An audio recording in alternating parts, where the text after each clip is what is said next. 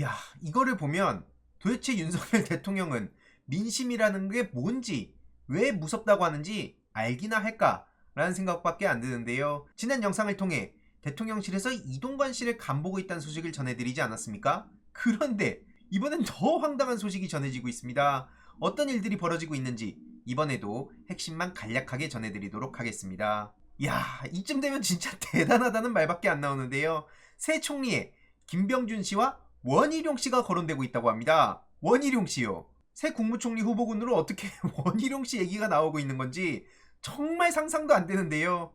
이렇게 얘기가 된다는 것 자체가 또 윤석열 정부의 욕으로 돌아간다는 걸 본인들 빼고는 다 아는 것 같습니다.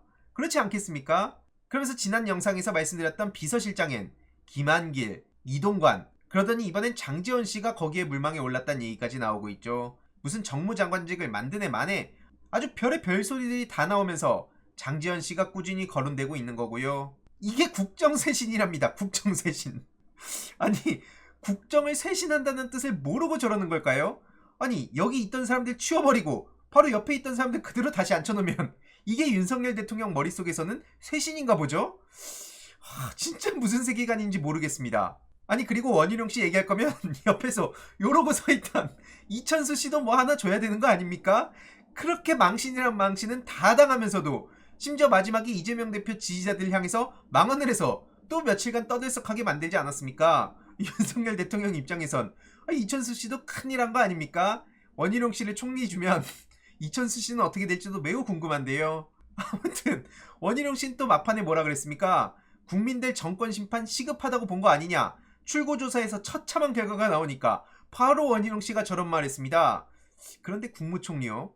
그리고 지난 영상에서 말씀드렸듯이 대통령실 비서실장의 이동관 씨 얘기가 나오니까 민주당에서도 이거는 대통령이 대국민 선전포고한 거 아니냐 이렇게 즉각 비판하고 나섰고요. 총선 결과를 보고도 전혀 느끼는 게 없냐, 언론 보도를 보면서 귀래를 의심했다, 이런 얘기까지 나왔습니다.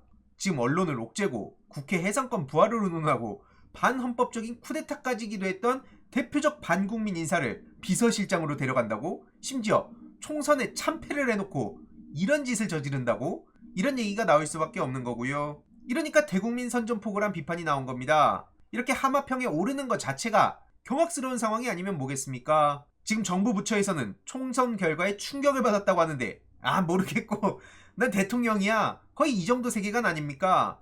본인이 대통령인지 왕인지 뭔지 구분을 못하는 것 같은데요. 아니, 손에 왕자를 쓰면 본인이 뭐 왕이라도 된답니까? 아무튼 선거가 끝나고 이제는 정책의 시간이 왔다는 평가가 나오고 있는데요. 관건 선거 논란에도 불구하고 대통령은 전국을 돌아다니면서 민생 토론회를 한답시고 1000조가량의 돈 얘기를 하고 다녔습니다. 이제는 그걸 다 걷어들여야 될 시간인 건데요. 대파 가격 논란부터 수십 조의 반도체, 철도, 항만 이런 투자 얘기까지 이거 어떻게 다 걷어들일 겁니까? 게다가 긴축 국가재정의 목소리를 그렇게 높여오더니 정부의 이중성만 드러나지 않았습니까? 대기업과 부자들은 감세해주고 결국엔 서민과 중산층의 세금은 높이고, 이러니까 고물가에 시달리는 많은 시민들이 제발 좀 살려달란 얘기를 하고 있는 겁니다. 그런데 그런 목소리는 듣지도 않고 무슨 원희룡을 갖다 쓴다, 이동관을 갖다 쓴다, 장재현을 갖다 쓴다 이런 얘기나 하고 있으니까 아니 도대체 생각이란 게 있는 거야? 이런 반응이 자연스럽게 나오는 거죠. 주요 경제부처의 국장급 인사는 이러니까 멘붕이 왔다는 건데요. 선거 직전까지는 여당의 선전을 기대했다고 합니다. 아니 도대체 무슨 세상에 살고 있길래 여당의 선전을 기대합니까? 그러니까 그동안 수많은 비판이 있었음에도 이게 답변하지 마십시오, 좌파입니다, 이런 식으로 생각하면서 이건 무슨 좌파들의 농간 정도로 치부했나 본데, 그러다가 이번 총선에서 제대로 심판을 받은 거죠. 그러더니 실제로 그 국장도 출구조사를 보고 충격을 받았다고 하는데요. 다가올 가을 정기국회가 두렵단 말까지 나오고 있습니다. 결국 윤석열 정부의 부자 재벌 친화적 정책에 대한 국민의 심판이 있었음에도 여전히 정신을 못 차리고 있단 거고요. 결국 국민이 대통령과 집권 세력을 사실상 탄핵한 것이죠. 아무튼 이런 상황에 윤석열 대통령은 주말부터 다음 주 후반까지 공식 일정이 없다고 합니다. 한 개도 일정을 안 잡았다고 하는데 이르면 다음 주 초에 4.10 총선 참패에 대한 입장을 발표할 전망이라고 하죠. 대국민 메시지 발표는 확정이 아니라 내부 검토 중이라고 하는데 무슨 말을 하겠습니까? 앞서서 나온 하마평에 대한 얘기만 해도 정신 못 차렸네 저것들, 이런 얘기가 나오고 있는 마당에 입만 열면 깨는 소리를 계속하고 있지 않습니까? 국힘 대부분도 그냥 제발 좀 입 좀 다물고 있으면 안 되나? 이런 생각하지 않겠습니까? 의대 증원 동력이 확 떨어졌다, 이런 얘기를 또 하고 있는데요. 여당의 참패로 정부의 의대 증원 동력이 떨어졌다, 이런 얘기가 나오고 있단 겁니다. 아니, 핑계를 댈 게 없어서 무슨 여태까지는 본인이 다 할 것처럼 언플만 해대더니 이제 와가지고 또 선거 탓한다고요? 선거랑 별개로 움직인다며요. 지금 특히 경제 문제가 매우 심각한데요. 나라빚이 1126조라는 보도가 나왔습니다. 나라빚 비중이 사상 처음으로 GDP 50%를 넘어서서 비상등이 켜졌다는 평가가 나오고 있는데요. 문재인 정부와 비교해봤을 때도 매우 충격적인 수치란 겁니다. 그런데 그때 난리를 치던 언론들, 자칭 경제 전문가들, 무슨 교수들, 정치인들 다 어디 갔습니까?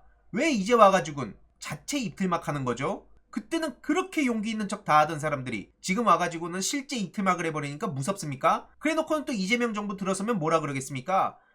나라가 망해간다, 무슨 베네수엘라가 된다, 또 사방에서 떠들 겁니다. 지금 그런 인간들을 다 기록해둘 필요가 있는 거고요. 심지어 국힘 내부에 권력 다툼도 이제 본격 시작됐습니다. 한동훈 씨가 이미 너덜너덜해진 마당에 홍준표 시장은 계속해서 때리고 있는데요. 계속 말씀드리지만 홍준표 시장 지금 여의도에 있는 사람 아닙니다. 대구시장으로 있는데 계속 여의도 중앙 이슈로 언론의 지분을 차지하고 있는 상황인데요. 어쨌든 총선 참패 이후에 계속해서 홍준표 시장의 목소리가 커지고 세지고 이게 또 포털에 걸리고 있는 상황입니다. 그러더니 국힘이 어처구니 없는 누명을 씌워서 이준석을 쫓아냈다, 이런 얘기를 하면서 뭐 이준석 씨는 홍준표 씨를 총리로 내세워야 된다, 아주 서로 티키타카를 하고 난리가 났습니다. 이러다가도 금세 또 등 돌려서 서로 싸우고, 그러다가 서로 또 티키타카하고, 이게 다 각자의 이해관계에 맞아떨어진 행동인데, 어쨌든 국힘 내부의 분열과 윤석열 정부의 굉장히 눈에 가시인 행동들이기 때문에 우린 그냥 이걸 지켜보면 된다고 보고요. 국힘은 차기 지도부 구성 논의를 다음 주에 시작한다고 하죠.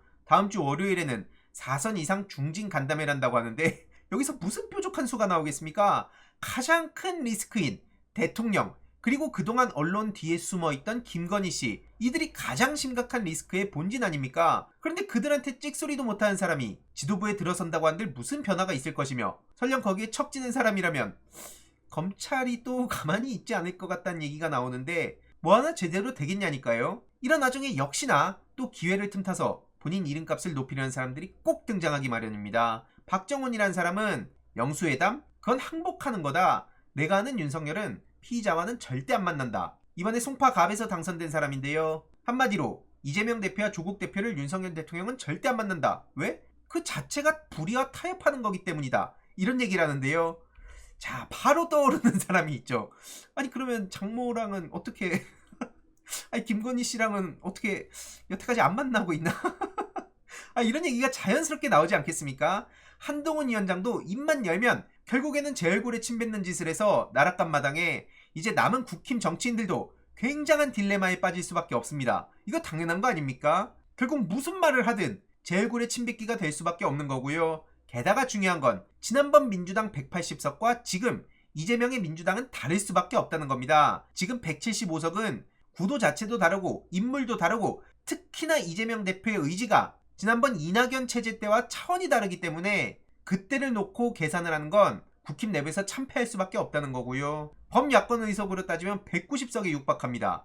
그리고 계속 말씀드리지만 주위에 붙어가지고 자꾸 선거철마다 무슨 문어네 뭐네 하고 나오는 사람들 이제 좀 집에 가면 안 됩니까? 마지막엔 150석으로 조정하기도 했는데 얼마 전까지만 해도 국힘에 170석 압승을 한다고 했던 사람입니다. 근데 선거 결과가 완전히 뒤집혀서 나왔는데 이거 뭐라 그러냐면 윤석열 대통령을 향한 분노가 그만큼 컸던 거다. 아니 이 얘기 누가 못합니까? 저게 전문가라고요? 저런 사람을 무슨 총선 쪽집게라고 띄워주는 언론도 웃긴 거고요. 저런 사람들이 계속해서 얘기를 하면 우리 같은 정치 고관여층은 알더라도 정치 저관여층들 중에서는 그래 이번에 국힘이 된다고? 무려 170석을 한다고? 그럼 나도 국힘을 지지해야지, 이런 식으로 영향을 받으니까 적어도 객관적인 척, 이성적인 척, 논리적인 척, 합리적인 척, 중도적인 척, 저런 식으로 나와서 언론이 띄워주는 걸 막아야 된다는 겁니다. 이게 얼마나 웃긴 사람들인지를 계속해서 알릴 필요가 있는 거고요. 그러더니 한단 소리가 완전히 뒤집어진 결과가 나오니까 제 정성이 하늘에 닿지 못해 참담합니다. 아이고 진짜 놀고 있습니다 진짜. 이러니까 어처구니가 없다는 반응이 당장 쏟아지는 거고요. 이게 지금 무슨 좌우, 보수, 진보의 문제가 아니지 않습니까? 그냥 본인이 국힘 압승하길 바란다, 나는 국힘을 지지하고 있다, 당당히 얘기하라니까요. 자꾸 아닌 척 얘기하지 말고. 저거 말고도 정치판에 펠레라든지 맨날 틀리는 사람들 얘기가 도대체 뭐가 신뢰가 간다고 공중파에서 부르는지 도저히 납득하기가 어렵습니다. 계속 말씀드리지만 기계적인 중립에 가자는 게 아닙니다. 저는 민주당 지지합니다. 사방에서 누가 뭐라고 하더라도 저는 이재명의 민주당 응원하고요. 설프게 무슨 중간값 찾겠다고 난 민주당에도 쓴소리 할 수 있는 사람이야. 안 그런다니까요. 그 하는 사람들은 그런 사람들의 역할이 있지 않습니까? 근데 저런 식으로 중립적인 척 표방하고 숨기고 그러면서 민주당의 불리한 구도를 만들어가는 거, 그게 매우 얍삽한 짓이란 겁니다.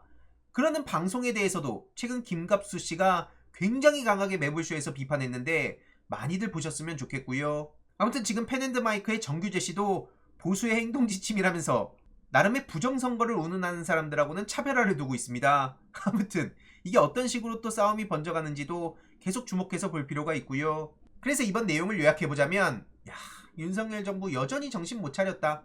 애초에 정신 차리길 기대한 사람도 별로 없어 보이는데요.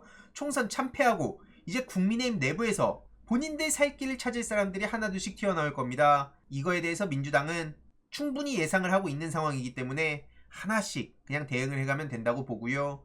이후로 어떤 소식들이 전해지는지 계속해서 간략하게 전해드리도록 하겠습니다. 이번 내용도 유익했다면 구독, 좋아요, 알림 설정, 멤버십 가입 정말 큰 힘이 된다는 점 말씀드리고 싶습니다. 주위에 널리 공유 부탁드립니다.